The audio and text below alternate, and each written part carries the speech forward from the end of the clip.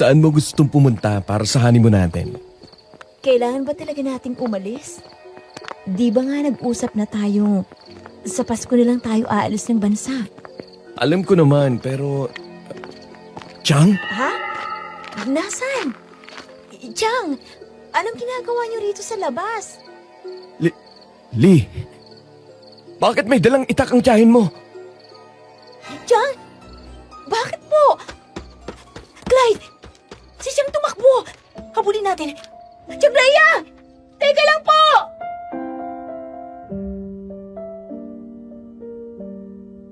Minsan ba naisip niyo kung anong pakiramdam ng mga taong may amnesia? Siguro napakahirap sa parte nila kasi hindi nila maalala kung sino sila. Yan ang nangyari sa tiyahin ko. Hindi ko alam ang buong kwento kung paano at bakit siya nagkaroon ng amnesia. Ang sabi lang sa akin ng mama ko nung nabubuhay pa ito nadisgrasya daw si Chang Rhea kaya nagka-amnesia. Di ko naman alam na may mas malalim pa palang dahilan kung bakit siya nadisgrasya at nagka-amnesia. Kayo, ano gagawin niyo kung ang taong makapagliligtas sa inyo sa panganib ay hindi alam ang kanyang pagkatao at kung ano ang kaya niyang gawin? I-comment niyo po ang inyong mga sagot at magbabasa ako. Kung nais niyo malaman kung ano nangyari sa aking tiyahin at kung paano kami nakipagsapalaran sa mga nilalang na dahilan ng kanyang pagkalimot, pakinggan niyo ang kwentong ito hanggang dulo. Dear Aswang Diaries and Madam Venus, itago niyo na lang ako sa pangalang Lyra. Isa akong nurse. Taga-probinsya talaga ang pamilya namin, pero nang magtanan sina mama at papa, sa Maynila na sila namalagi at hindi na bumalik ng probinsya. Ayaw kasi ng lola ko noon kay papa kaya hindi na rin sila nagpakita pa sa probinsya. Wala akong kakilala sa mga kamag-anak namin maliban sa tiyahin ko at isang pinsan na nakapag-abroad. Silang dalawa lang naman kasi ang dumalaw sa amin noon sa Maynila. Maagang namatay sina mama at papa dahil sa isang aksidente. Kaya ang naging kasama ko na lang ay si Chang Rhea, ang tiyahin ko ang may amnesia. Bata pa lang ako, nasa poder na siya ni mama pero hindi ko talaga alam kung bakit siya nagka-amnesia. Bukod doon, minsan sinusumpong din siya at bigla-bigla na lang nagwawala. Ang sabi ni mama, epekto rin daw ng trauma. Sa totoo lang, gusto ko rin talagang malaman kung ano bang nangyari kay Chang. Kaso, di ko rin naman siya matanong ng diretsyo kasi wala nga rin siyang maalala. Hindi rin kasi nagkukwento si mama nung nabubuhay pa, kaya naman nung nagkaroon ng pagkakataong makabalik kami sa probinsya nila mama at Chang, umuwi kami. Sa totoo lang, nagbabakasakali din akong makaalala si Chang pag ibinalik ko siya sa kanalakihan niyang lugar. Pero sa halip na ang paggaling ni Chang ang naging resulta sa pagbabalik niya, ibang lihim ang nalaman ko. Muntik pa kaming mapahamak dahil sa lihim na yun. Bago natin ipagpatuloy ang kwento ko, nais lang po naming makiusap sa inyong mga listeners. Maraming naglalabasang bagong channel ang nangunguha o nagnanakaw ng ating mga content. Sana po'y tulungan niyo kaming i-report ang mga ito. O po nating tangkilikin ang mga channel na nangunguha ng mga pinaghirapan ng iba. Sa mga legit na channels lang po tayong makinig. Maraming salamat po. At sa pagpapatuloy ng ating kwento.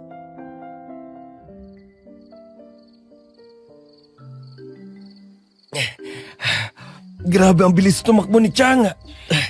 Hindi ko rin alam kung saan niya nahugot ang lakas at bilis niyang tumakbo. Saan ba kasi siya papunta? At saka paano siya nakahanap ng itak sa bahay niyo? Hindi ko rin alam, Clyde, okay? Naguguluhan din ako. Uminom ka muna ng tubig. Huwag kang mag-alala. Titingnan ko lang ang kusina kung may mga matutulis pang bagay doon. Ilalayo ko na rin ang mga kutsilyo niyo. Ilagay ko na lang sa cabinet, ha? Ikaw na lang magsabi kay Chang. Pang-ilan na yun ngayong buwan. Ano bang sabi ng doktor niya? Ayos naman siya nung huling session niya. Sa susunod na buwan pa kami babalik kasi nasa ibang bansa ang doktor niya. Gusto mo bang lumipat ng ibang doktor? May kakilala ako.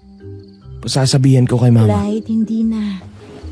Okay naman siya sa doktor niya ngayon. Sigurado ka? Oo. Nahihiya na rin ako sa mama mo Ano ka ba naman? Para ka ng anak ni na mama at papa. Hindi.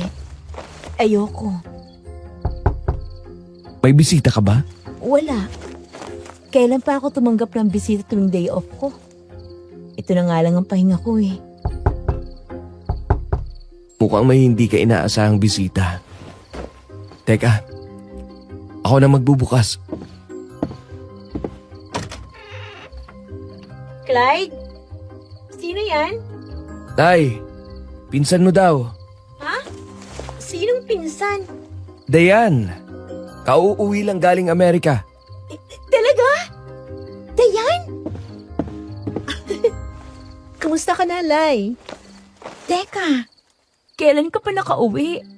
At saka anong ginagawa mo rito? Mahabang kwento. Pero nandito ako para ayain kang umuwi ng probinsya. Ha? Teka, bakit? Patay na si Lola, Lai. Isa yun sa dahilan kaya ako umuwi. Bili lang ako ng pagkain sa labas. May gusto ba kayo? Wala naman. Salamat. Yung sa akin naman, yung palagi kong binibili. Sige. Grabe. Ilang taon na rin tayo hindi nagkita, no? Ang dami na nangyari sa'yo. Sa'yo din naman. Oo nga. Nakakalungkot lang na ang dahilan ng pag-uwi ko ay ang pagkamatay ni Lola. Kailan mo pa nalaman? Noong isang araw, sakto lang, may balak din naman talaga ako umuwi kasi gusto kong kumustahin si Mama. Nag-aalala kasi ako eh. Ha? Bakit? May nangyari ba? Ewan ko, Lai. Pero kasi ilang buwan na siyang hindi kumukontak sa akin. Kumontak lang nung isang araw tapos masamang balita pang dala. Hindi naman kayo nag-away ni Tiang Rona. Hindi ah. Ang ayos-ayos naman namin. Tapos isang araw bigla na lang siya hindi na tumawag. Pag akong tumatawag, hindi naman sinasagot. Kaya nag-aalala na ako eh. Ano ka ba? Baka may dahilan. Huwag ka na munang mag-isip ng kung ano-ano. Pasensya na, hindi ko na mapigilan. O paano? Sama ba kayo ni Tiang Rhea? Hindi ko sigurado. Alam mo namang magkagilit ang nanay mo at si Tiang. Alam mo, hanggang ngayon, hindi ko pa rin talaga alam ang dahilan ng pag-aaway nilang tatlo. Ikaw, alam mo ba? Mas lalong hindi, no? Ang tagal ko nang wala sa Pilipinas. Tapos hindi pa makwento si Mama sa akin. Ayaw na ayaw niyang pinag-uusapan kayo ni Natsyang eh. Yung mga pagdalaw-dalaw ko nga sa inyo nun dito, patago pa, di ba?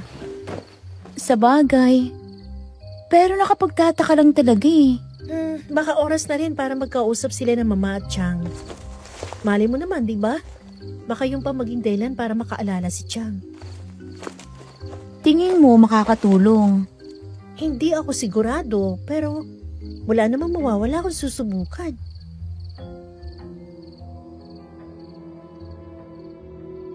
Napaisip ako sa sinabi ng pinsan ko ng oras na yon, Madam Venus. May punto naman siya. Baka nga makatulong kay Chang kung ibalik namin siya sa kinalakihan niya. Kinabukasan noon ang biyahe ni Dayan, kaya kinailangan ko magdesisyon ng gabing yon. Sa huli, napagdesisyonan kong umuwi kami kasama ni Dayan. Kinabukasan noon ay hindi pa sumisikat ang araw, gumising na kami ni Dayan at Clyde para maghanda. Nakapagdesisyon kaming hapon na lang umalis kasi sasabihan pa nga namin kay Chang. Sigurado ka dito, Lai? Oo, sigurado ako. Pakiayos nyo lang itong mga dadali natin, please. Paano mo sasabihin kay Tiang Rhea? Ako nang bahala dun. Insan, saan ang CR nyo? Dun sa pintong yon. Salamat. Lyra, bakit ang aga nyo namang nagising? Tiang, gising na po pala kayo. Magandang umaga po. Anong meron? Bakit may mga bag dito? Tiang, may gusto po sana akong sabihin sa inyo. Ano? Teka, may nangyari ba kagabi? Sinumpong na naman ba ako? Tiang, ayos na po yun. Ay, Diyos ko, ano na naman ginawa ko? Katulad lang po ng dati. Nagigising kayo tapos lumalabas. Pasensya ka na, Lyra. Tiang, wala po yun. Wala po kayong dapat ihingi ng pasensya, okay? Ayos na yun. Ano bang sasabihin mo? Tiang, uuwi po tayo ng probinsya nyo ngayon. Bakit? Kasi po, patay na po si Lola. Ang nanay nyo. Nanay ko? Opo, wala na po siya. Naaalala niyo po ba siya? Hindi ko alam. Patay na siya? Opo. Kaya po tayo uuwi ng probinsya ngayon. Pasensya na po kayo kung biglaan, ha? Hindi ko na rin kayo ginising kagabi kasi ang sarap na ng tulog niyo. Kasabay po natin si Dayan, yung pamangkin yung galing Amerika. Umuwi po siya ngayon. Si Dayan? Chang, gising na po pala kayo. Ako nga po ito. Dayan, ang tagal mo nang hindi nagpapakita dito. Si Chang talaga. Siyempre, ngayon lang ako nakauwi. Namiss ko kayo. Kumusta na? Eto, hindi pa rin makaalala. Nagigising pa rin sa gabi at naglalakad mag-isa. Chang, huwag kayong mag-alala. Magkakaalala din kayo. Sana nga. Sabi ni Lyra, patay na raw si nanay? Naalala niyo na po siya? Hindi. Pero alam ko may nanay kami. Hindi lang kami magkasundo. Yun ang sabi ng Mama Leia mo. Tama po. May isa pa po kayong kapatid. Si Mama Rona. Oo, sinabi nga ni Leia. Chang, gusto naming umuwi ng probinsya para makiramay. Sa tingin ko, oras na rin para magkita kayo ni Chang Rona. Kayo nilang dalawa ngayon ang natitire. At saka isa pa, baka makatulong ito sa inyong makaalala ulit. Tingin mo makakatulong yon, Lai? Hindi ko po masisigurado pero baka makatulong. May iilan na akong pasyenteng nakasalamuhan na katulad ng sitwasyon nyo. At isa sa nakatulong sa kanila ay ang pagpunta sa mga lugar na nakalimutan nila. Wala naman siguro mawawala, Chang. Pero sabi noon ni Leia, wag na akong babalik doon. Chang, wala na ho si Chang Leia. Tsaka isa pa na sabi niya lang yun kasi magkagalit pa rin sila ni na Lola at Mama. Oo nga po. At saka, ni minsan hindi ko po nakilala si Lola at pati na si Chang Rona. Ayaw niyo po bang magkaayos kayo ng natitira niyong kapatid? Pag-isipan niyo po, Chang. Pero hindi po kita pipilitin kung ayaw mo. Kung hindi po kayo sasama, ako na lang pong sasama kay Dayan. Eto na bang bahay niyo? Ito yun. Hindi pa naman ako ulyanin. Pero parang ang dami nagbago. Anong ibig mong sabihin? Hindi naman ganitong bahay nang umalis ako eh. Baka pinagawa nila. Baka. Pero bakit parang walang tao? Nasa loob siguro yung lamay. Ay, kumatok na muna tayo. Chang, ayos ka lang po? Parang tulala po kayo dyan. May naaalala po ba kayo sa bahay na to? Wala. Parang may nakatingin lang sa atin. Po? Nasaan? Hindi ko rin alam. Wala naman po eh. Tao po! Tao po! Ma! Ma, si Dayan po ito. Nandyan po ba kayo sa loob? Ma! Diyan, ano ka ba naman? Huwag mong gibain yung pinto at baka... Dayan! Ma, Diyos ko! Alalang-alala ako sa inyo. Bakit hindi na kayo sumasagot sa mga tawag ko, ha? Bakit hindi na rin kayo tumatawag? Sino ang mga ito? Rhea? Magandang gabi. Ikaw si Rona? Ikaw ang ate ko? Hindi ka na pala talaga gumaling. Magandang gabi po, Chang Rona. Ako po si Lyra. Kaano-ano ka namin? Ako po ang anak ni Leia. Ikaw? Ma, pasok na po muna tayo. Medyo pagod po kasi kami sa biyahe. Chang, ayos lang po ba kayo? Iba ang pakiramdam ko sa lugar na to. Ano pang ibig ninyong sabihin? May hindi tama sa lugar na to. Ha? Anong... Day, magpahinga na kayo. Tara, dalhin ko kayo sa kwarto niyo sa taas. Bukas na lang tayo mag-usap ni na Mama. Sige. Chang, tara na po. Kailangan nyo na rin magpahinga eh. Inalalayan namin ni Clyde si Chang. Tumingin lang siya sa akin ng makahulugan. Kuminga ako ng malalim at tinapik ang likod niya. Dinala kami ni Dayan sa kwarto sa itaas na malapit sa hagdan. Iniwan na rin agad kami ni Dayan. Inayos ni Clyde ang mga gamit namin sa gilid ng sahig habang ako naman ay pinapainom si Chang Rhea ng gamot niya. Nakatitig lang siya sa kawalan at baka sa mukha niya na meron siyang iniisip.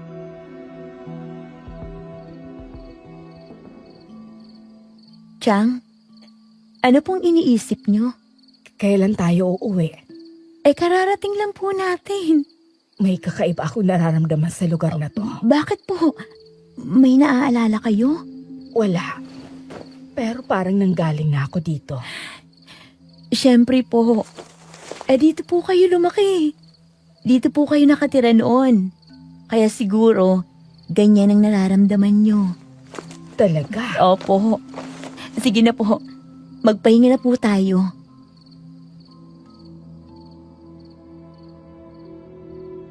Dala ng pagod ay nakatulog din agad kami ng gabing yun. Pero bandang mga hating gabi yata nagising ako dahil may kaluskos akong narinig sa bubong. Kunot noong napabangon ako. Umalis ako ng kama at tiningnan ng mga kasama ko pero tulog na tulog naman si Chang at si Clyde naman umihilik pa sa sahig. Dahan-dahan akong lumabas ng kwarto. Nawala ang mga kaluskos pero bumaba pa rin ako dahil naaninag kong parang bukas ang ilaw sa sala. Pagkababa ko, naabutan ko si Chang Rona na nakatitig sa kawalan habang nakatayo sa gitna ng sala. Naramdaman niya ang presensya ko kaya agad siya lumingon na ikinagulat ko. Nakita kong nagtalokbong ng kumot si Clyde. Huminga ako ng malalim at bumalik na rin sa kinahihigaan ko. Inila ko ang kumot papunta sa dibdib ko at saka tumingala sa kisame. At pinilit ang sarili kong matulog. Buti na lang at nakatulog din naman ako ulit. Kinabukasan huli na akong nagising. Wala na sa tabi ko si Chang at nasa may bintana naman si Clyde at para may tinitingnan sa labas. Kinusot ko ang mga mata ko at saka bumangon. Kumikab pa ako nang lumapit ako sa kanya.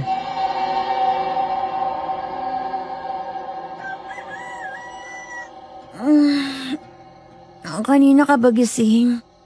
Nasaan si Chang? Oh, buti naman at gising ka na. Matagal ka bang nakatulog kagabi? Medyo. Lumabas na si Chang? Oo, sinama muna ni Dayan. Hindi na ako sumama para hintayin ka. Gutom ka na ba? Tara na sa baba. Sige, teka lang. Maghihilamos lang muna ako. Hintayin kita sa labas.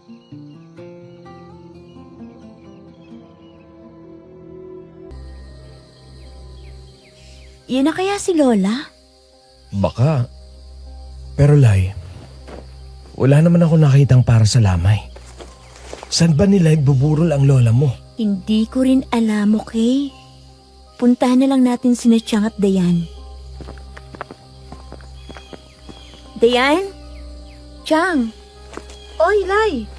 Buti naman gising ka na. Ang sarap ng tulog mo kanina. Sinubukan ka namin gisingin pero hindi ka talaga magising. Pasensya naman. Ang tagal kong nakatulog ulit kagabi eh. Nagising ka? Oo, mga hating gabi yata yun. Chang? Chang, okay ka lang ba?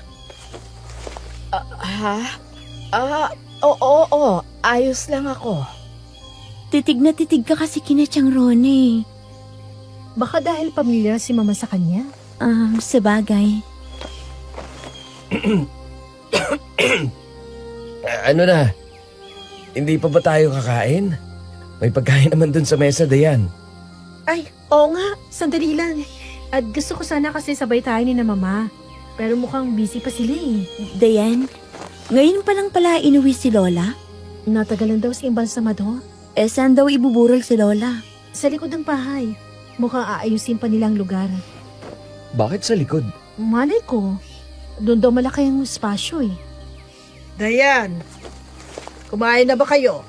Chang, magandang umaga po. Mauna na lang kayong kumain doon. Paano kayo, ma? Rona, ito na bang anak mo? At sino naman itong dalagang to? Ma? Sino yan? Siya si Kanor, ang bago kong kinakasama. Ito si Dayan, anak ko.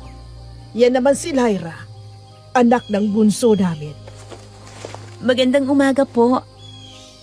Magandang umaga rin. At ito na ba si... Oo, ang pangalawa namin, si Rhea. Ay, nakita ulit tayo. Maganda ka pa rin hanggang ngayon. Hindi kumupas ang iyong ganda. Wala akong matandaan.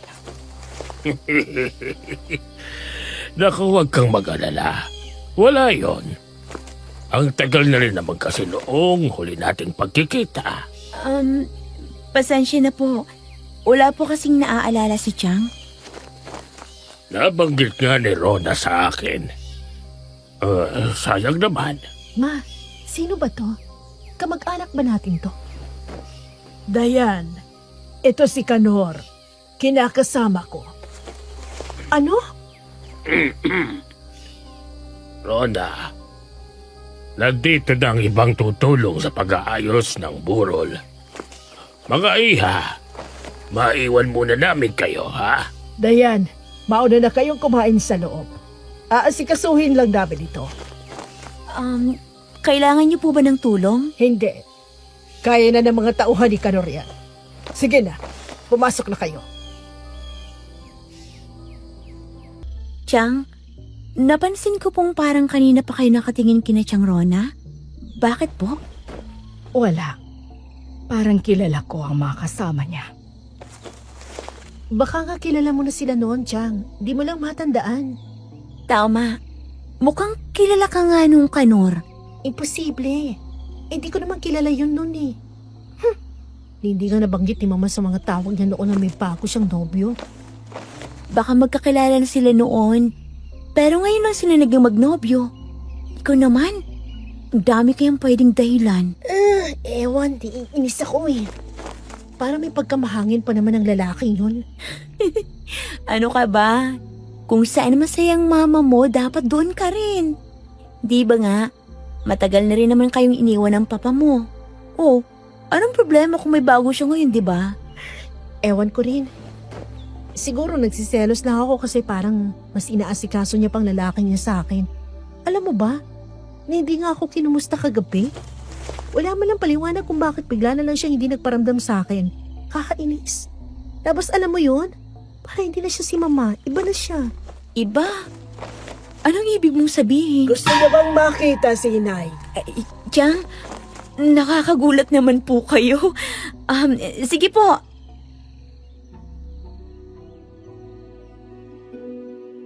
Tinipid nang umiti ako kay Chang. Tinitigan niya lang naman ako, tapos ito malikod na rin siya. Nagkatinginan kami ni Dayan at nagkibit balikat lang siya sa akin. Si Chang Rhea naman ay nakatitig lang sa kapatid niya. Tumikim ako at saka tumayo. Inaya ko na silang dalawang sumunod kay Chang Rona papunta sa likod ng bahay. Wala pang mga tao doon. Tanging yung mga nagpapahinga pati si Mang Kanor na nasa gilid lang din ng kabaong.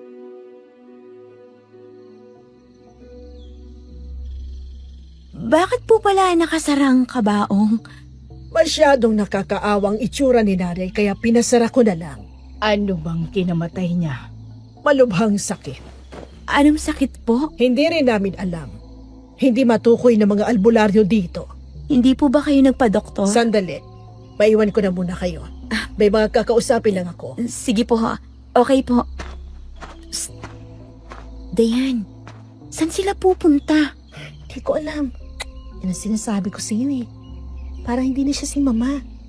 Palagi siyang abala sa mga taong hindi ko naman kilala. Baka tungkol sa libing ni Lola ang pinagkakaabalahan nila. Ewan ko. Oh, nasaan ang mga tao? Ang bilis mo namang nakabalik. Nakakatakot eh. Baka maligaw ako. Alam mo, Lai, parang wala namang mga tao dun sa mga bahay na nadaanan natin. Wala akong nakitang mga tao sa labas. Maliban dyan sa mga kasama ng tiyahin mo. Tsaka, wala rin akong nakitang mga nagtitinda. Hindi tuloy ako nakabili ng pagkain. Baka nasa bukid o kaya pumasok na sa trabaho. Hindi pala uso dito ang mga maliliit na sari-sari store, no? Ang layo pala ng bibilhan nila kung sakali. Ewan ko lang. Baka meron naman pero sa malayo na. Hindi na ako lumayo eh. Teka, hindi ba bubuksan tong kabaong? Sinadya raw yan kasi nakakaawa daw ang itsura ni Lola. Dayan, nung tumawag ba si Tiang Rona sa'yo? Sinabi niya bang malubang sakit ang ikinamatay ni Lola? Hindi rin eh. Ang sinabi niya lang sa akin, wala na si Lola. Yun lang talaga. Teka, tayo lang ba talaga dito? Wala bang ibang dadalaw sa lola ninyo? Baka mamaya pa. Oo nga, imposibleng walang dadalaw. Sabi ni Mama, marami siyang kaibigan. At sa pagkakaalala ko, mahal na mahal ng mga kapitbahay nila rito. Kaya nakakapagtaka din na wala man na bumisita. Buti sana kung may nakakausap tayong kamag-anak dito, di ba? Para naman... Teka, nasan si Tiang Rhea? Di ba katabi mo? Teka, puntahan ko sa loob. Baka bumalik siya doon. Ay, paano naman makikipagbati si Tiang Rhea kay Mama? Kung ganitong parang wala naman siyang pakialam na nandito tayo. Malay mo naman, mamaya, makakapag-usap din tayo. Alam mo, palagi mo lang pinagtatanggol si Mama. Ano ka ba? Ayoko lang napangunahan si Tiang Rona. Siguradong nagluluksa din yan. Baka kaya pakiramdam mo iba na siya kasi nagluluksa siya at nasasaktan. Kung ikaw na umalis dito ng mahabang panahon nagluluksa sa pagkamatay ni Lola, paano pa kaya si Tiang Rona, di ba? Siya ang kasama nito hanggang sa namatay ito. Hindi natin alam kung anong sakit ang pinagdadaanan niya. Intindihin mo na lang. Okay. Diyos ko, para kang therapist eh. Gaga ka talaga. Lay, nandiyan na yata mga kamag-anak ninyo. Sila yata ang sinalubong ng mama mo, Dayan. Itong si Tia Rhea, nakita ko doon sa may sala. Nakatitig sa mga bisita ninyo. Baka nakilala niya. Tiang, mga kamag-anak ba natin ang dumating? Ha? Hindi ko alam. Tiang, ayos lang po kayo? Masakit ang ulo ko. Ala, sandali. Oras na nga pala ng gamot ni Tiang. Teka, samahan ko muna siya sa itaas para makapagpahinga na rin. Sandali, Lai. Ah. Ako na lang. Nasaan bang gamot niya? Sigurado ka? Oo, parang gusto ko rin magpahinga eh. Bababa rin ako mamaya. Kayo na munang bahala dito, ha? Sige, ikaw ang bahala. Nandiyan na sila. Ang babata pa pala ng mga kamag-anak ninyo. Narinig ko kanina, parang kaedad lang naman sila ni Tiang Rhea. Pero tingnan mo, ang babata pa. Parang hindi tumanda. Hindi rin naman mukhang matanda si Tiang Rhea, di ba? Baka nasa lahi talaga. Sa bagay. May gusto pa nga yung si Mang Henry kay Tiang Rhea, di ba? Hoy, tumigil ka nga. Gago ka talaga. Pinagmasdan namin ni Clyde ang kasama ni Tiang Rona. Hindi ko alam kung malalayo na silang mga kamag-anak o ano kasi di ko rin naman nakakausap. Gusto ko naman makipag-usap kaso iba ang tingin nila eh. Parang ayaw akong makausap. Kaya di na lang din ako nagpamilit at nanatili na lang sa tabi habang inoobserbahan ng mga tao. Si Tiang Rona lang ang kinakausap nila. Tapos pakiramdam ko, ako ang pinag-uusapan kasi minsan napapatingin din sila sa akin. Napaayos na ako ng upo.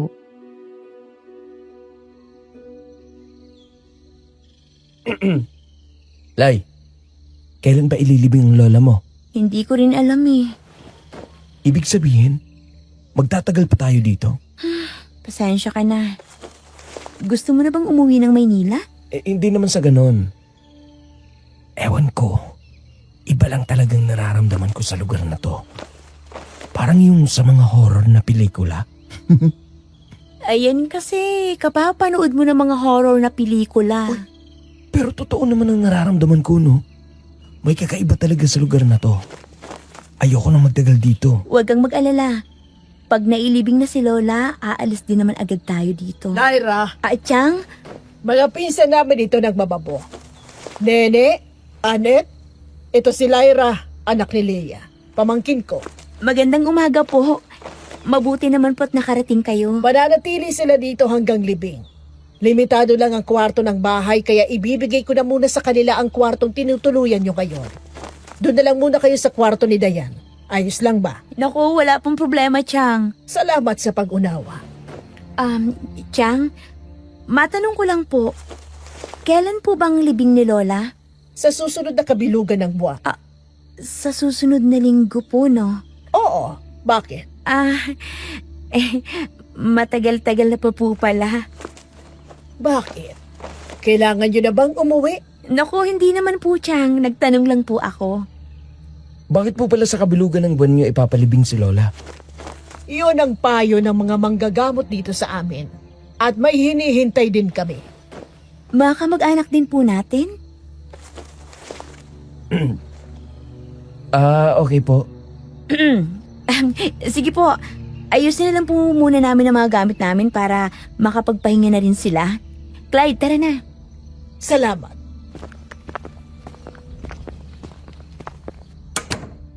Ako lang ba o talagang nakakatakot ang tiyang Rona mo? Ay bakit ka naman natatakot kay Chang Rona? Kakaiba lang talagang aura ng tiyahin mong yan eh. Ay naku, ewan ko sa'yo. Tara na nga. Ayusin na natin ang mga gamit.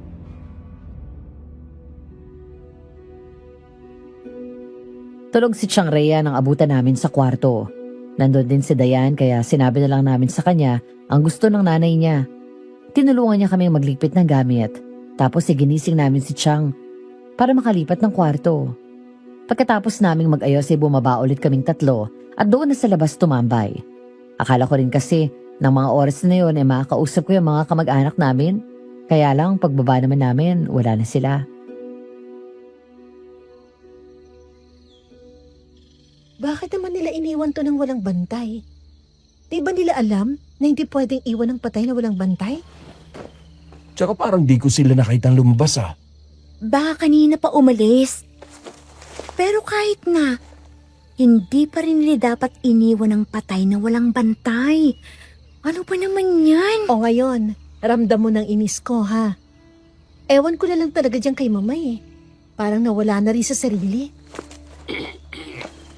Agpasensyahan mo na ang mama mo, Dayan.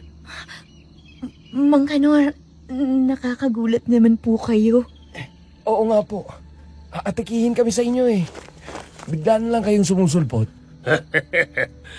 Pasensya na kayo mga bata. Hindi ko naman sinasadya. Nasaan sina mama at ang iba pang tao? May pinuntahan lang sila, Iha. At walang naiwan dito? Akong naiwan para magbantay. Hindi niyo lang siguro ako napansin kasi nagbanyo ako. Kaya po pala, salamat po. Kumusta naman si Rhea? Hindi ko na yata nakitang bumaba ulit. Nagpapahinga pa po eh. Kakainom lang po kasi ng gamot. Ganun ba? Kawawa naman talaga ang isang yon. Hindi pa rin niya maalala kung anong nakaraan niya hanggang ngayon. Hindi naman po ako nawawala ng pag-asa na maalala niya rin ang mga nakaraan niya. Sana nga, Iha. Si Chang!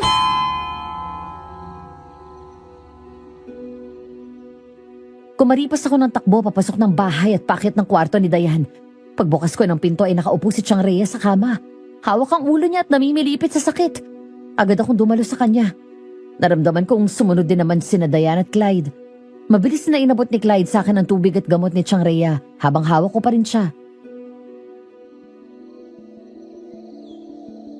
Shh! Nandito na ako, Chang. Anong masakit? Saan? Ang ulo ko parang binibiyak. Diyos ko, Laila, ano gagawin natin? Lay, dalhin na lang natin siya sa malapit na ospital. Oo nga, baka kung ano mangyari sa kanya. Okay. Chang, dadalhin po namin kayo sa ospital, ha? Ang sakit! Clyde, patulong! Dali! Ako na bahala sa mga gamit.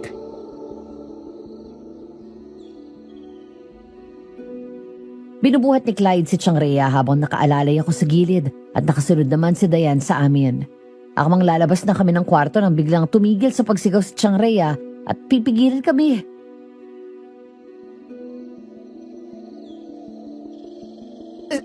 Sandali. Chang, bakit po? Ayos na ako. Ibaba mo na ako, Clyde. Po, pero Ibaba mo na ako. Nawala ng sakit. Chang, kahit na. Dadalhin pa rin po namin kayo sa ospital. Ngayon ko lang nagkaroon ng ganyang sakit sa ulo. Lyra, hindi na nga. Tsaka walang malapit na hospital dito. Paano nyo nilaman? May naaalala na po kayo? Ibaba mo muna ako, Clyde. Sige na, aayos na ako. sigurado po kayo? Oo nga. Ay, kayo pong bahala. Clyde! Chang! Teka lang! Saan ka pupunta? Gusto ko lang lumanghap ng sariwang hangin. Nagkatinginan kami ni na Diane at Clyde. Parehong nagtataka sa nangyari. Sa huli, sinundan ko na lang pababa si Chang habang binilig namin ni Diane ang mga gamit sa loob ng kwarto. Sumama sa akin si Clyde habang pababa. Naabutan namin si Chang Rhea na nakatayo sa may pintuan at nakatanaw sa malayo. Nagkatinginan kami ni Clyde bago tuluyan lumapit sa kanya. Chang, ayos na po ba kayo? Hindi na po ba masakit ang ulo nyo? Naalala ko ang bahay na to. Nakakaalala na po kayo? Hindi lahat. Pero naaalala ko ang bahay na to. Pati ko anong meron sa malapit. Alam kong walang hospital na malapit dito. Chang, mas mabuti sigurong pumunta na lang tayo ng ospital. Ipa-check natin sa doktor ang bago mong naalala. Hindi na. Pagbalik na lang siguro natin ang Maynila. Baka mas makaalala pa ako dito. Naaalala niyo po ba ang Lola at Chang Rona? May naaalala akong mga bahagya. Pero malabo sila. At walang mga mukha. Kaya hindi ko rin alam kung anong mga yun. Chang, ayos lang po yan.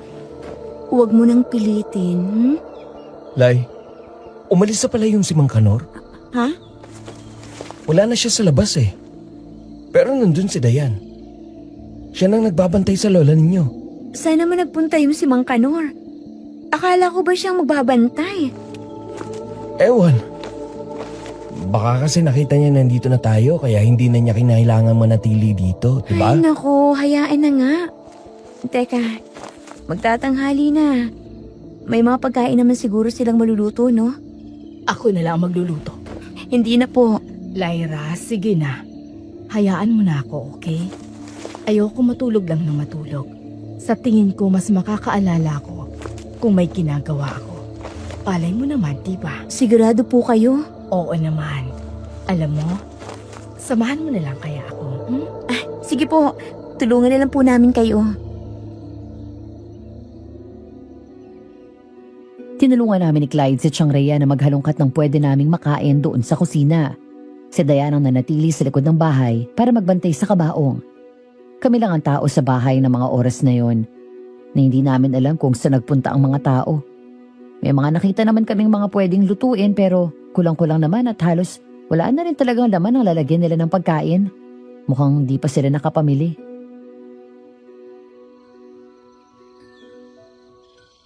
Paano yan? Itong hilaw na karne lang lulutuin natin? Ni walang mga gulay, bawang o sibuyas? Bumili na lang kaya tayo. Di ba nga wala akong nakitang tindahan kanina? Subukan pa rin natin. Alang alamang magpapagutom na lang tayo kasi hindi tayo nakakakita ng tindahan, di ba?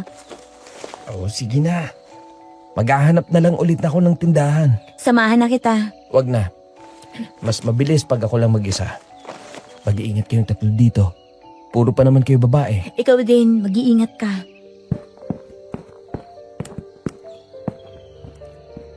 Ang swerte mo dyan sa nobyo mo, Lyra. Oo nga po eh. Kahit tupakin ako, napaka maunawain niya.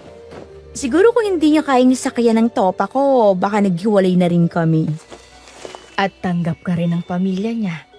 Napakahalaga nun sa isang relasyon. Tama po kayo, Chang. Ang swerte ko natanggap ako ng mga magulang niya. hindi namin maranasan yung naranasan nila mama at papa noon. Tama ka dyan. Pahirap pag magulang ang kailangan. Chang, yung mga nangyari kina mama at papa noon, naaalala mo po ba yun? O alam mo lang kasi kinuwento ni mama? Paano ka nga po napadpad sa amin noon? Sa totoo lang, malabo din sa alaala ko ang mga pangyayari. Pero alam ko may bunso akong kapatid na nagtanan at ako ang tumulong sa kanila. Talaga po? Hindi sinabi ni mama sa akin na ikaw palang tumulong sa kanila. Hindi ko rin maalala ang detalye. Pero alam ko at ramdam kong si mama mo ang pinaka-close ko. Kaya siguro kahit na nagka-amnesia ako, isa siya sa mga hindi ko nakalimutan. Kahit may iilang alaala na malabo. Eh, sa mama at ate niyo po, wala kayong naalala? Wala eh. Mula sa kwento na lang ni Leia, ang mga alam ko sa kanila. Sayang at hindi yun naabutan si Lola. Siguro mas makakatulong yun sa'yo, no? Sana din nag-uusap kayo ni Tiang Rona pero mukhang abala siya sa ibang mga bagay. Pamilyar yung mga kasama niya. Kamag-anak daw natin yun, Tiang. Talaga? Opo. Hindi ko lang po alam kung malayong kamag-anak na o ano ba. Ay, oo nga pala. Sabi mo po, di ba, may kakaiba kang nararamdaman sa lugar. Nararamdaman mo pa rin po ba yun ngayon? Oo naman. Ayoko lang magpadala. Uuwi rin naman tayo pagkatapos ng libing, di ba? Opo. Pero yun na nga po, Tiang. Hihintayin pa raw nilang kabilugan ng buwan para sa libing. Bakit? Yun daw ang sabi ng albularyo. Bakit sila kukonsulta sa albularyo? Hindi ko rin po alam eh. Baka pwede niyo pong kausapin, Tiang. Sige, susubukan ko. Kung ano-ano lang napag-usapan namin ni Chang Rhea habang naghihintay kay Clyde. Pero lumipas na lang ang tanghalian hindi pa rin siya bumabalik.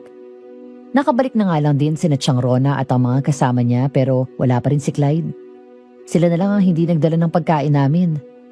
Hindi rin naman ako nakakain ng maayos kasi bukod sa pangit ang lasa, sobrang nag-alala na ako kay Clyde.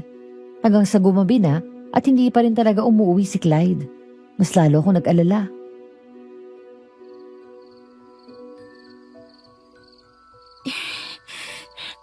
Hahanapin ko siya. Ano? Lay, naloloko ka na ba ha? Gabing-gabi na oh. At hindi mo kabisadong lugar. Ano ka ba naman? Hindi ko pwedeng pabayaan sa labas si Clyde. Magtatanghali pa lang nang umalis siya pero hanggang ngayon wala pa rin siya. Lyra, baka naman natagalan lang sa daan. Baka napalayo siya kaya hindi agad nakabalik. Huwag muna tayo mag-isip ng kung ano-ano. Tiyang hindi. Iba talagang nararamdaman ko eh. Lay, gusto man kitang suportahan sa gusto mong mangyari. Pero tama si Chang. Delikado na lumabas ngayon. Hayaan mo, kung hindi pa talaga siya uuwi, bukas sa bukas, sasamahan kitang hanapin Ano? siya. Bukas pa? Paano kung may masama na palang nangyari sa kanya, ha? Dayan, hindi ko mapapatawad ang sarili ko. Maraming pwedeng mangyari ngayong gabi. Eh baka pati tayo mapahama kapag sumunod tayo sa labas.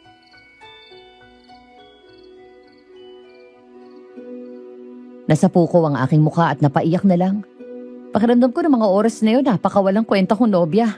Kasi wala akong magawa. Gustong gusto ko nang umalis pero kulang na lang ay itali ako ni Dayan para lang hindi ako makaalis. Muntikan pa nga kaming mag-away dahil sa pagpigil niya sa akin. Hanggang sa biglang bumukas ang pinto ng kwarto namin at pumasok si Tiang Rona. Magkahalong inis at pagtataka ang nasa mukha nito habang nakatingin sa amin.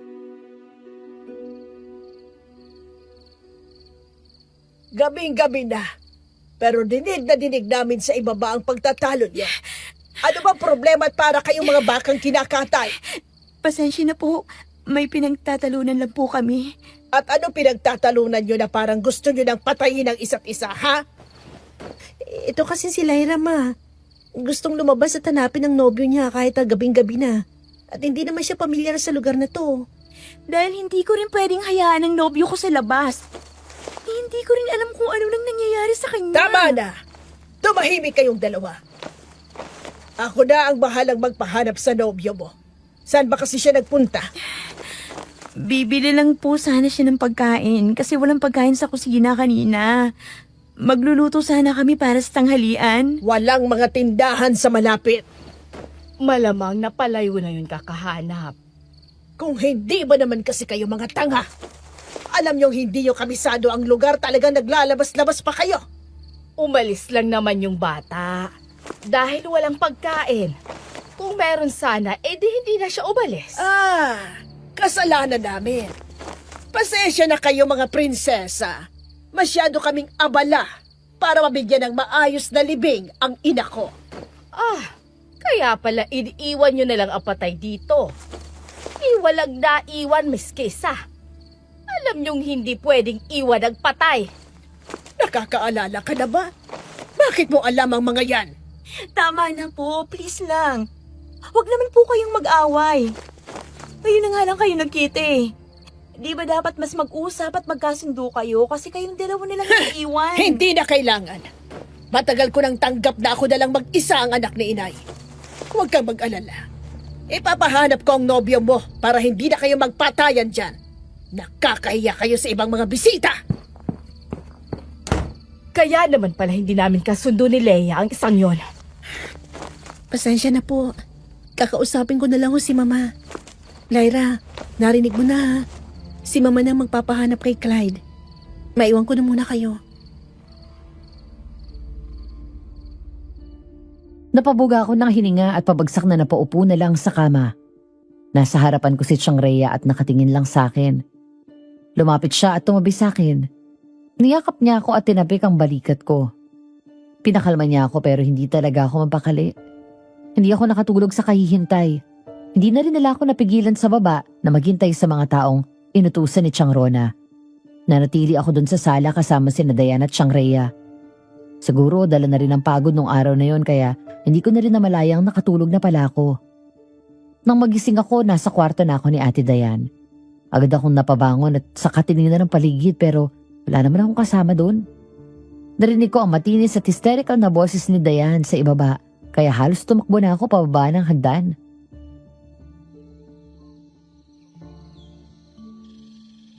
Ano bang problema mong bata ka? Sinabi ng pinapahanap na nga, hindi ba? Pinapahanap mo ba talaga, Ma? O baka naman sinasabi mo lang yan para hindi na kita kulitin. Ni hindi nga nahanap ng mga tauhan mo si Clyde. Wala pa si Clyde?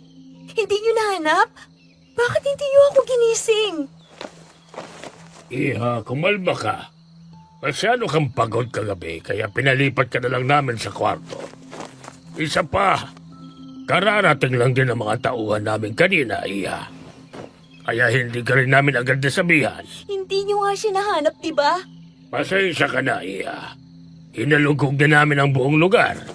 Pero hindi talaga namin mahanap ang nobyo mo. Baka naman Bakit siya uuwi kung nandito pa ako, ha? Hindi ako iiwan ng dito. Iha, uminahon ka. Hinahon? Paano ako hihinahon kung nawawala ang nobyo ko? Pati si Chang Rhea nawawala. Ano? Anong nangyari? Bakit? Hindi ko alam, okay?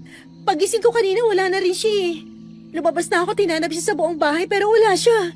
Kaya nga sinabi ko na sa kanila pero mukhang wala naman silang balak hanapin si Chang. At anong gusto mong palabasin, ha, Dayan? Kami ang dahilan?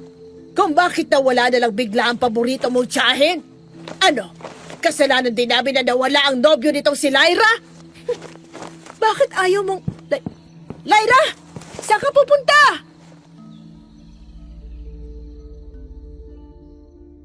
Hindi ko na pinakinggan si Dayan at kumaripas ako ng takbo palabas ng bahay. Wala akong panahong makinig sa bangayan nila ng mga oras na yon dahil mas gusto ko nang mahanap si Chang Rhea at si Clyde. Di ko na alam kung nasan ako basta diretso lang ang takbo ko. Papasok sa gubat sa may likod bahay. Di ko na alam kung bakit ako dumiretso papasok ng gubat at kung anong gagawin ko doon. Basta tuloy-tuloy lang ako sa pagtakbo hanggang sa napagod ako. Huminto ako sa gitna ng gubat at napahawak sa mga tuhod ko habang hinahabol ang aking hininga. Nang medyo umayos na ang paghinga ko, saka ko nilibot ang paningin sa buong paligid. Nangunot ang noo ko nang makitang may isang kubo sa harapan ko. Kunot noong lumapit ako sa kubong yon. Parang abandonado siya at malapit na ring masira. Nang makalapit na ako sa mismong pinto ng kubong yon, may narinig akong kaluskos mula sa kabilang bahagi ng bahay. Tumigil ako at bigla rin namang nawala ang kaluskos na narinig ko. Hanggang sa bumalik na naman. Napahinga ako ng malalim at sa kadahan-dahang naglakad paikot ng bahay. Pinilit kong huwag gumawa ng ingay. Habang palapit ako sa pinanggalingan ng tunog, mas naging klaro naman kung anong naririnig ko. Papunta sa kabilang bahagi hanggang sa napahinto ako't napatitig sa taong nakatungo sa lupa at may hinuhukay.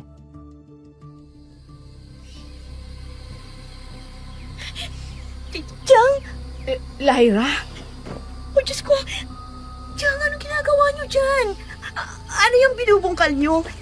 Kanina pa kami nag-aalala sa'yo. May nakasunod ba sa'yo ha? Oh, wala. Sigurado ka? Chang, naguguluhan na ako sa inyo eh. Ano bang nangyari? Paano ka napunta dito? Sinong hinahanap? Halika, tulungan mo ako. Tulungan? Saan? Ilipat natin ang mga to sa loob ng kubo.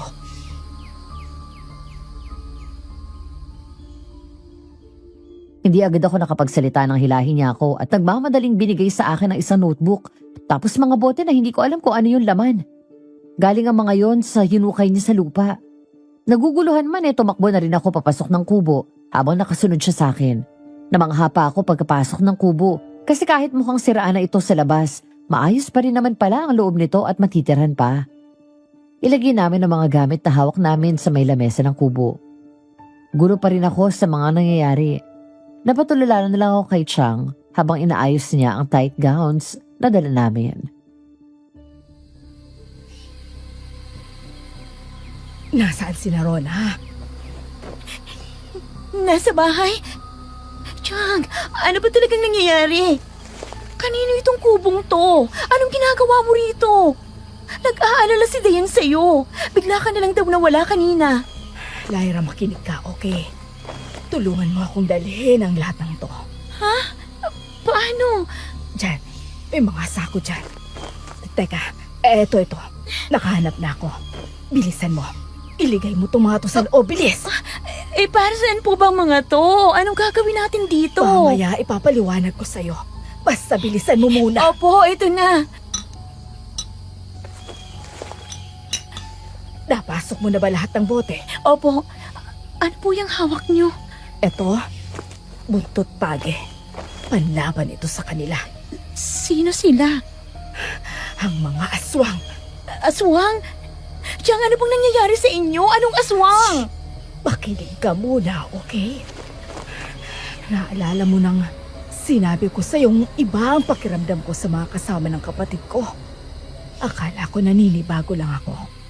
Pero ngayon alam ko na. Alam ko na kung bakit gano'n na lang ang kaba ko nang makarating tayo dito. Nakakaalala na po kayo? Naaalala ko na lahat. Lahat po? Hindi ko alam kung lahat. Naaalala ko na. Pero sigurado ako, Lyra. Sigurado akong aswang sila. Aswang na sila. Ano po? Kanina, lumabas ako para magpahangin kasi pakiramdam ko na dinikip ang dibdib ko. Pero napadpad ako rito. Sumakit ang ulo ko kaya pumasok ako dito sa kubo. Akala ko mamamatay na ako sa sobrang sakit ng ulo ko. Hanggang sa bigla ko na lang nakita ko sa isip ko ang mga nangyari doon. Kung sino talaga ako. At kung paano ako na-disgrasya kaya ako nakalimot. Ano po bang nangyari sa inyo? Anong ibig niyong sabihin na naaalala niyo na kung sino kayo? Lyra, makinig kang mabuti. Ako, ang lola mo, ang pamilya namin. Pamilya kami ng mga manunugis. Manunugis? Ano po yun? Kami ang pumapatay sa mga aswang. Matagal na panahon na simula nung nabuhay ang lahi natin para supilin ang mga aswang. Naaalala ko, bata pa lang kami, sinanay na kami ni tatay na lumaban para kung dumating ang panahon na kailangan na naming labanan ang mga aswang ay magawa namin. Ayaw ng mama mo. Gusto niyang kumawala sa pamilya. Kaya nang magkaroon siya ng pagkakataon, umalis siya kasama ang papa mo. Teka, Chang. Kung kinakalaban niyo ang mga aswang, bakit sabi mo kanina, aswang ang mga nandito? Dahil nakalaban ko na sila. Si Kanor, siya ang dahilan kung bakit ako napuruhan sa huli kong laban. Kung bakit ako nakalimot. Hindi ko na alam kung anong nangyari sa kanila matapos kong makaligtas. Pero mukhang nagtagumpay si Kanor sa plano niya noon. Anong plano, Chang? Ang palaganapin ng lahi nila. Ako dapat ang gagawin niyang paanakan pero hindi ako pumayag. Kaya kami nauwi sa labanan. Marami kaming lumaban noon, Lyra. Pero hindi ko na alam kung anong nangyari sa mga kasamahan ko. Ibig bang sabihin, aswang talaga sila lahat dito? Oo. Ramdam na ramdam ko ang presensya nila, Lyra. Kailangan na nating umalis dito. Si Dayan, kailangan nating balikan ang pinsan mo. Hindi niya alam kung anong klaseng mga halimaw o nakapaligid sa atin. Chang, si Clyde, hindi pa siya nahahanap. Lyra, patay na si Clyde. Ano? Hindi pa siya patay. Anong sinasabi mo, Chang? Tauhan ni Kanor ang naghanap sa kanya kagabi. Pero may dalabas sila pag-uwi. Di ba wala? Sa tingin mo ba bubuhayin nila tayo? Hindi ko alam kung anong tunay na motibo nila sa pagpapapunta kay Ryan dito. Pero isa lang ang sigurado ako. Hindi nila tayo hahayaang makaalis ng buhay. Papatayin tayo ng mga yon. Hindi ako naniniwalang patay na si Clyde. Hindi siya pwedeng mamatay, Chang. Ayoko. Chang, please. Hanapin natin si Clyde. Hindi natin siya pwedeng iwan dito. Mapaganib na ang manatili dito. Hindi ko alam kung anong meron sa kabilugan ng buwan. Pero sa tingin ko may gagawin sila sa araw na yon. Kaya nila itataon ang libing doon. Hindi tayo pwedeng abutan ng araw na yon. Hindi natin alam kung anong pwedeng mayari sa atin. So, iiwan na lang natin ang nobyo ko dito, Chang. Hindi pa tayo siguradong patay na siya. Walang bangkay. Ganito na lang. Bumalik muna tayo sa bahay. Huwag kang magpapahalata na bumalik na ang alaala ko. O na may alam ka na sa mga nangyayari. Paliwanag. Hindi pa natin alam kung ano ba talaga ang plano nila. Kailangan nating sabihan si Dayan tungkol dito. Pero dapat, hindi rin niya ipalatang may alam na siya. Subukan natin makakuha ng impormasyon kung ano nangyari sa paghahanap nila kay Clyde, okay? Okay po. Pagdating sa bahay, ayusin mo na agad ang mga gamit. At kailangang takpan natin ang mga gamit na to. Mga kagamitan ko ito noon. Talagang binuo nila rito para hindi na magamit. Mabuti na lang at hindi nila sinunog itong kubo ni nanay. Dito kami madalas magritual noon. At dito rin namin madalas pinapatay ang mga aswang na nahuhuli namin. Halika, tulungan mo akong tabunan ng mga gamit na to.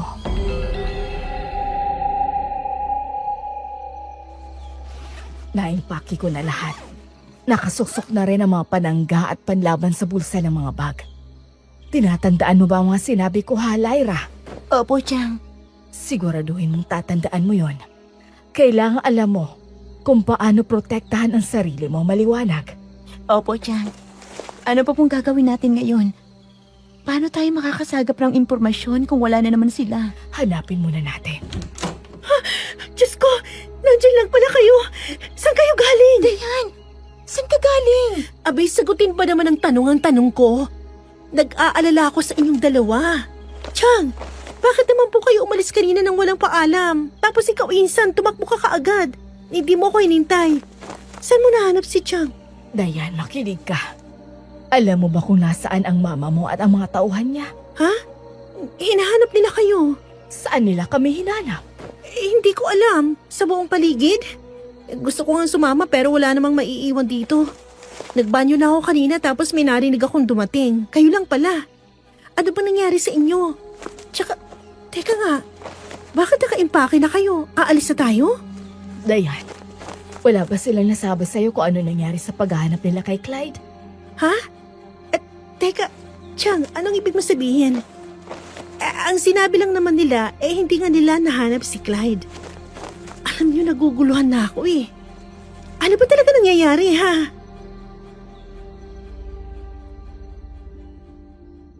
Nagkatinginan pa muna kami ni Chang Rhea bago siya huminga ng malalim at hinila ang pinsan ko papunta sa kama.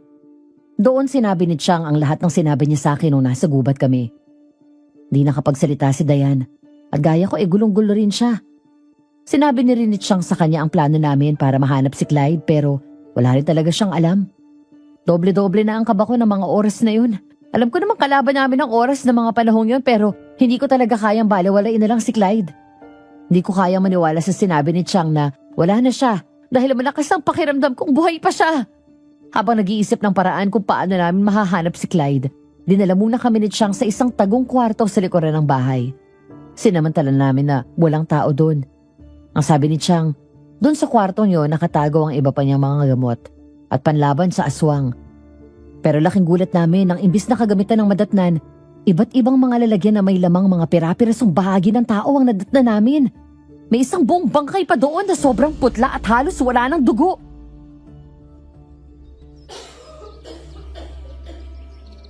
Bakit ang putla? Ganyan bang nangyayari sa mga pinapatay nila, Chang?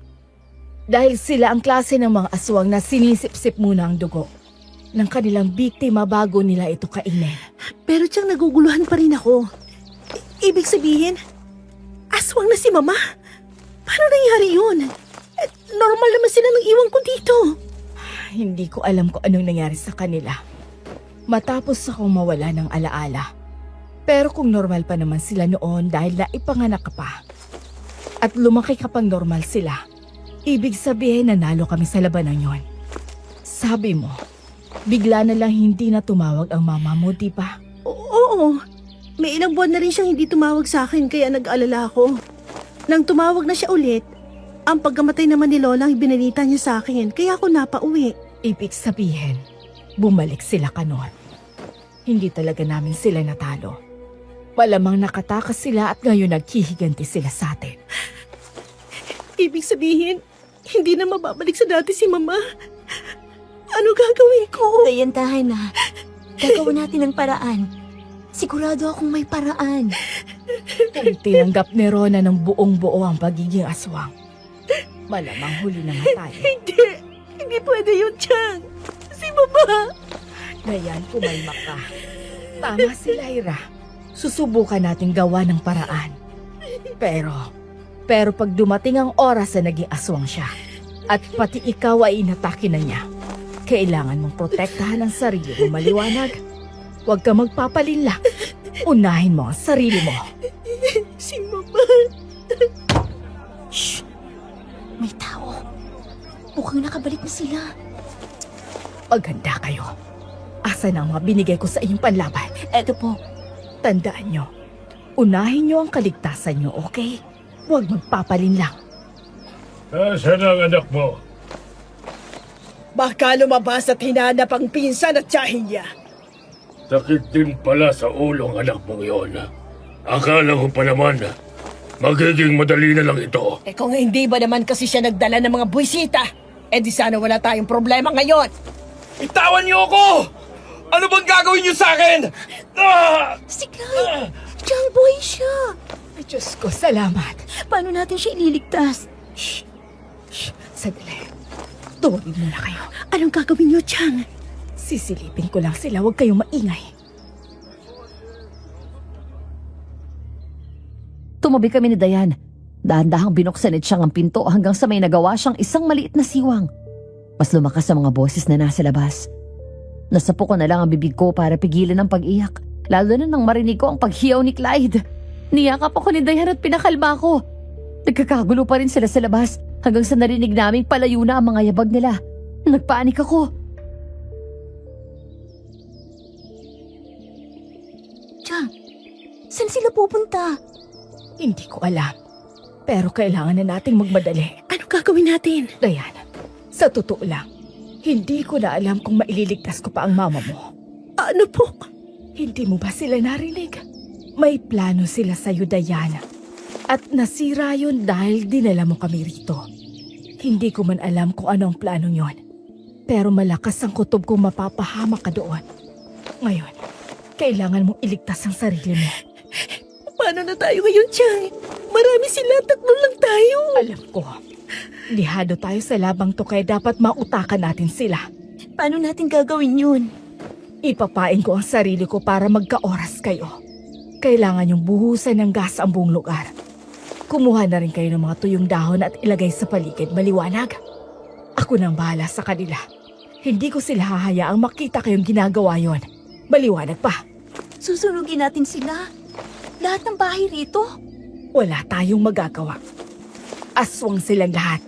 Sigurado na ako. Nakikita niyo ba to ha? Ang langis. May kutob akong yung plano nila sa akin noon na gawin akong paanakan ay ang gagawin nila ngayon kay Dayan. Hindi niyo ba napansin? Lahat ng kasama nila halos kaedad lang namin. Oo, mga bata ang itsura nila. Pero hindi na sila mga bata at hindi nakakayanin ng mga katawan nila. Kaya kailangan maghanap ng mas batang katawan. Kayang gawin ni Mama sa akin yun. Anak niya ako. Hindi ko alam kung anong nilaso ni Kanor sa kanya, Dayan. Pero kilala ko ang aswang na yon. Tuso yon at magaling mang uto. Kailangan nyo ng kumilos bago pa nila malaman na wala ang mga gamit natin. Sige na, haharapin ko sila at ililigtas ko si Clyde. Mag-iingat kayo, okay? Opo, Chang. Mag-iingat din po kayo, please. Sige na, sige na. Maingat at mabilis kaming kumilos. Naunang lumabas si Chang. Na makalabas kami ng kwartong yon, narinig namin ang boses nila sa kalapit na bahay, kaya doon pumunta si Chang. Kami naman ni Diana ay agad na pumunta ng kusina at kumuha ng gas. Maingat, pero mabilis ang kilos namin. Binuhos namin sa gilid ng bahay ang mga gas, pati sa taas nilagyan namin. Nang matapos sa bahay ay lumabas kami at sa paligid naman ang bahay na naroon. Magkakadikit ang mga bahay na nandun kaya mabilis naming nagawa. Kahit na gustong-gusto namin pumasok sa bahay kung nasaan sina Chang, Rhea at Clyde, hindi namin ginawa. Tinapos namin ang ginagawa namin hanggang sa nakaabot sa likod ng bahay kung nasaan ang kabaong ni Lola. Nagkatinginan kami ni Dayan. Alam mo, Lai, unang araw pa lang gusto ko nang buksan yan. Wala namang mawawala. Sige, sabay tayo. 1, 2, 3. Pusang gala. Dagang laman nun. Nasaan si Lola? Hindi ko alam. Dayan, tara na, bilis! Saan kayo pupunta? Mang Kanor! Huwag na tayong maglukuhan, mga iya. Alam kong alam nyo na kung sino ko. Lumaki ang ngisi ni Mang Kanor. Napaatras kami ni Dayan. Nalaki ang mga mata namin nang lumagutok ang kanyang mga buto at saka unti-unting nagbago ang kanyang anyo. Halos hindi na kami makahinga ni Dayan, lalo na nang maging parang kahoy na ang kanyang balat. Pumula ang kanyang mga mata at humaba ang kanyang mga kuko.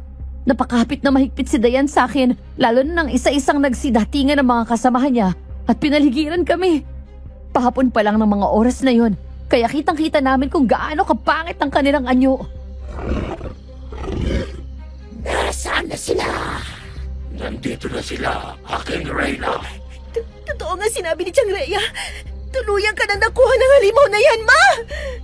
Nasaan si Chang at Clyde? At anong ginawa niyo sa lola ko? Bakit wala ang bangkay niya?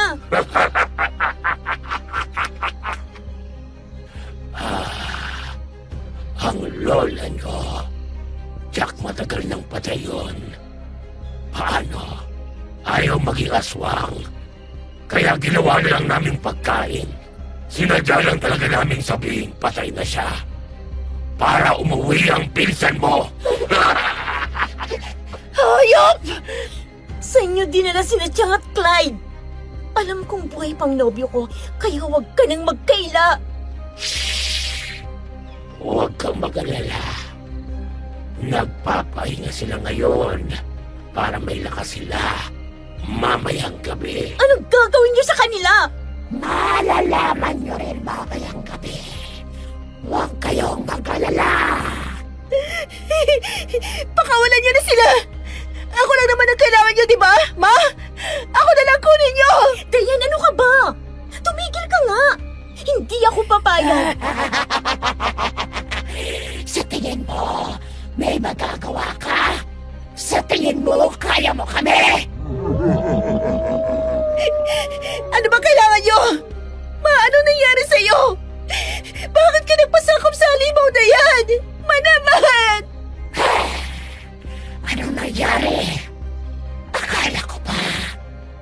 nakakaalala ng magaling kong kapatid. Hindi niya ba sinabi, ha? Hindi ba niya sinabing dahil sa kanya kaya kami naging ganito? Anong pinagsasasabi niyo? Bakit si Tiang Rey ang sinisisi niyo, ha? Dahil kasalanan niya! Siya dapat ang naging reyna ni Kanor noon. Sa kanya dapat lalaganap ang lahi ng mga aswang. At kapalit noon, hindi tayo sasaktan ni Kanor. Pero anong ginawa niya? Naging makasarili siya! Mas pinili niyang iligtas ang kanyang sarili kaysa sa amin. Kaya kami ni Nanay ang binalikan nila. Pero, hindi rin naman ako nagsisilising nag-iisa ako sa kanila. Dahil ngayon, makakapaghiganti na ako sa hayop na reyna na yon. Gayon niya matitikman ang ganti ng mga halimaw na ginawa niya.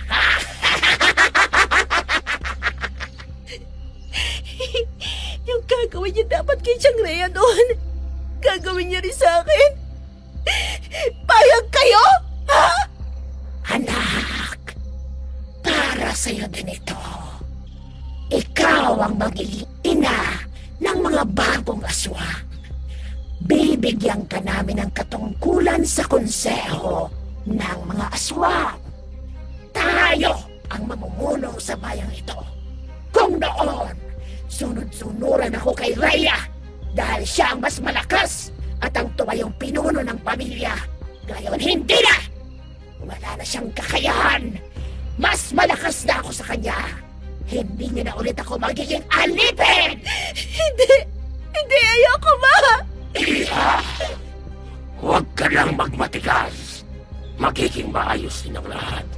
Huwag kang mag-alala. At hindi mo naman mararamdaman. Hindi! Ayoko! Anong ginagawa niyo? Huwag kayong lalapit! Lumayo kayo sa amin! Lyra! Napadaing ako at napahawak sa aking ulo. Nang naramdaman kong halos mabibiyak na yun. Sinubukan kong bumangon, pero sumakit din ang buong katawan ko. Napakurap-kurap ako at saka iginala ang tingin sa paligid. Hindi ko alam kung nasan kami, pero may nakita akong bintana. At mula doon naaaninag ko ang bilog na buwan. Sunod ko narinig ay ang isang matinis na sigaw mula sa labas. Nanlaki ang mga mata ko nang magtanong si Dayan. Mabilis akong tumayo pero bumagsak din agad ako. Saka ko na napagtantong nakagapos pala ang mga paa at kamay ko. Nagpumiglas ako pero hindi matanggal ang tali. Napaungot ako sa inis hanggang sa may tumawag sa pangalan ko. Lyra! Lyra! Gising ka na ba? Tiang, nasan ka? Shh! Nandito kami ni Clyde. Sa kanan mo. Umusog ka rito. Sandali po. Tiang, ikaw ba to? Ako to. Tiang! Hidaan mo ang boses mo. Clyde. Clyde, gising. Tiang, Oras na, Clyde. Nasaan ang tinago mo kanina? hawak ko. Okay. Sige. Simulan mo na. Sandali, naguguluhan ako. Anong ginagawa niyo? Si Dayan. Narinig ko si Dayan. Narinig ko si Dayan kanina sa labas. Tatakas tayo, Lyra. Sinisimula na nila ang ritual sa labas. Ilang oras na lang. Tayo naman ang lalabas sila. Oh, Diyos ko. Kailangan nating tulungan si Dayan. Tutulungan natin siya kaya nga dapat makatakas tayo rito. Natanggal ko ng tali ko. Ako naman. Bilis. Mabilis nang tinanggal ni Clyde ang pagkakagapos ni Chang. Tapos ako naman ang pinakawalan nila. Agad kong niyakap si Clyde nang makawala kami pero mabilis din kaming natigilan nang marinig namin ang sigaw ni Dayan sa labas. Gumapang kami papuntang kabilang dulo ng kwartong yun. Ang sabi ni Chang ay nandun ang mga bag namin. Walang ilaw ang kwarto at tanging ang ilaw mula sa buwan sa labas. Kaya hindi rin namin ganong nakita ang loob ng kwarto. Kinapakapalan namin ng mga sulok hanggang sa nahawakan namin ng mga bag. Buti na lang hindi nila ito tinapon. Hindi sila makalapit. Inorasyonan ko ang mga ito. Oh, ang galing mo pala talaga, Chang. Shh! Hinaan mo ang boses mo. Kunin niyo lahat ng mga bote dyan. Mga langis siyang mga yan. At pwede niyong isaboy ang mga yan sa mga aswang. Wala akong bawang at asin dahil wala rin naman tayong... Teka, may nabili ako. Nandito sa bulsa ko. Nakabili ka? Teka, saan ka ba kasi galing? Nakaabot ka na ng highway Paano ko nila nakuha? Nakaabot ako sa bayan. Nakasakay ako ng tricycle. Nakabalik pa nga ako eh. Pero pagbalik ko, may nangyari. Anong nangyari? Gabi na noon. Pinatay nila ang driver ng tricycle na sinakyan ko. Nakita ko sila. Tumakbo ako palayo pero nakita rin pala nila ako. Kaya hinuli nila ako. Oh, Diyos ko. Buti na lang hindi ka nila pinatay. Ewan ko nga rin eh. Pero may nabanggit sila kanina na sabay daw tayong tatlo na iaalay mamaya. Hindi ko alam kung para saan o ano. Tama na yan. Bilisan nyo na at baka hindi na natin abutan si Dayan. Lyra, ginawa nyo ba ang inutos ko kanina ha? Opo. Magaling. Kunin nyo to. Paglabas natin, silaban nyo ang bahay na to. Pati na ang mga kalapit. Ano po? Pero paano po kayo? Paano tayo lalabas? Nasa likod sila ng bahay. Dumiretso kayo doon pagkatapos. Tatakas tayo gamit ang gubat maliwanag. Opo. May baka kasalubong tayong aswang. Kaya dapat alam nyo kung paano sila labanan. Tinuruan kami ni Chang kung paano patayin ang mga ito. Kinuha na rin naman ang mga ibang gamit na nasa mga bag. Pagkatapos noon, dahan-dahan kaming lumabas. Sinilaban namin ang bahay. Lumiyab yun gaya ng inaasahan. Nakuha nun ang atensyon ng mga aswang. Sumugod ang maraming aswang sa amin. Nilabanan sila ni Chang Rhea at Clyde habang ako patuloy ang pagsilab sa mga nilagyan namin ng gas kanina. Ginamit ni Chang ang buntot pagi habang si Clyde naman ay isang matulis na kawayan at ang mga langis na kontra sa mga aswang. Ikinuyom ko ang aking mga kamay. May palapit na aswang sa amin. Hinayaan ko silang lumapit hanggang sa nasa harapan na nila ang mga tuyong dahon at ang sinabuyan namin ng gas. Pagkatapak nila doon, mabilis kong hinagis ang posporo dahilan para makulong sila sa sunog. Halos nasunog na ang kalahating bahagi ng lugar. Tumakbo kami papunta sa likod ng bahay. Nang makita ang kalagayan ni Dayan, nasa gitna siya at nakahiga sa isang lamesa. Dinadasalan siya ni na Chang Rona at isa pang babae habang nasa paanan naman niya si Kanor at mukhang handa na siyang halayin. Iyak ng iyak ang pinsan ko. Puno rin ng sugat ang kanyang mga kamay at paa. Nakatapis lang ang isang puting tela sa kanyang katawan. Natigilan silang lahat nang sumigaw si Chang Rhea at hinampas niya sa lupa ang buntot pagi. Paki Alavera! Lai! Lai, tulungan mo ako! Dayan! Chang, ano ba? Anak mo yan! Bakit mo siya sinasaktan? Dahil tuluyan na siyang nagpalamon sa kadiliman! At kaninong kasalanan to, ha? Hindi ba't sa'yo? Kung hindi mo kami iniwan noon, at kung hindi mo piniling maging makasarili, hindi kami babalikan ng mga aswang! Ang kapal ng mukha mong sisihin ako, ate! Desisyon mo yan! Hindi mo nilabanan si Kanor dahil duwag ka! Noon pa man duwag ka kaya nga ako ang naging pinuno ng pamilya natin, hindi ba? Kasi wala kang paninindigan! Takot ka sa mga makapangyarihan! Para makaligtas, sumisip-sip ka sa kanila at ibinibenta mo ang kaluluwa mo sa demonyo! Tumahimik ka! Hindi ako duwag! Mga kasama! Patayin silang lahat! Sumugod si Chang Rona, pero agad na nakapalag si Chang Rhea. Sumunod ang dalawang aswang sa pagsugod sa kanya, pero lahat sila'y natalo ni Chang. Isa-isang kinalaban din ni Clyde ang mga sumugod sa amin, habang ako kumukuha ng tiyempong masilaban ang gilid ng bahay. Palaki na ng palaki ang apoy sa kabilang bahagi, at malapit na rin itong tumalon sa mismong bahay. Pero alam kong hindi basta-basta masusunog ang bahay na to, dahil hindi naman to gawa sa kahoy lang. Pilipin ako sa mga tapang nyo. Ang kakapal ng mga apo niyong kalabanin kami. Laila! Sa likod mo! Walang hiya kang bata ka! Hindi ako papayag na mamatay dito! Lyra, tabi! Para to sa pagpapahirap mo sa akin! Gago ka! Hayop ka! Ang apoy! Papalapit na ang apoy! Nababagi ka sa impyerno!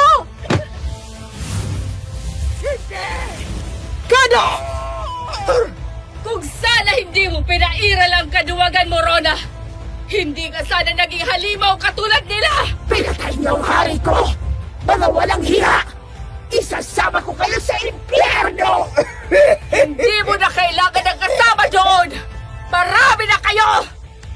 Napasinghap ako nang makita si Chang Rhea na sinasakal si Chang Rona gamit ang buntot paagi. Kitang-kita ko kung paano nagliyap ang leeg ni Chang Rona dahil sa buntot paagi. Napalunok ako nang matanggal ang ulo niya at gumulong sa lupa. Sumigaw si Dayan. Agad naman namin siyang kinalagaan habang palaki ng palaki ang apoy na tumutupok sa bahay. Napatitig ako sa katawan ni Canor na natutupok ng apoy. Sigaw pa rin siya ng sigaw doon, pero hindi siya makaalis sa apoy. Lumapit si Chang Rhea sa amin at tinulungan na kami. Sobrang init na ng paligid at ang kapal na rin ng usok. Pero parang nasa tent na rin ang apoy, kaya mas binilisan namin ang kilos. Nang makalagan si Dayan, ay agad kaming tumakbo papasok sa gubat. Nangihina man dahil sa mga nalanghap naming mga usok. Hindi kami tumigil.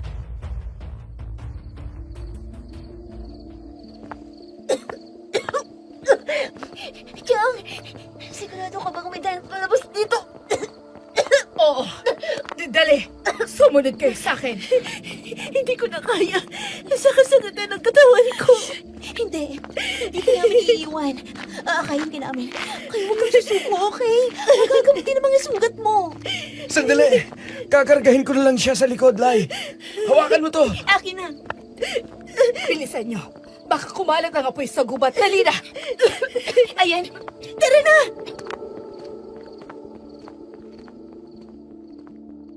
Hindi ko alam kung gaano katagal kami naglakad sa gubat na yon, Madam Venus. Akala ko nga mamamatay na kami ng mga oras na yun. Lalo pa, sinundan na kami ng apoy. Pero sa kabutihang palad, nakalabas naman kami ng highway. Doon kami nagpalipas hanggang sa nag-umaga. Nakisakay kami sa isang truck ng prutas para lang makabalik sa syudad. Nagpa-drop na lang kami sa pinakamalapit ng ospital para mapatignan si Dayan. Marami kaming natamong sugat at dahil sa kondisyon ni Dayan, may isang doktor ang tumawag sa pulis. Hiningan kami ng pahayag sa nangyari pero wala kaming sinabi tungkol sa aswang.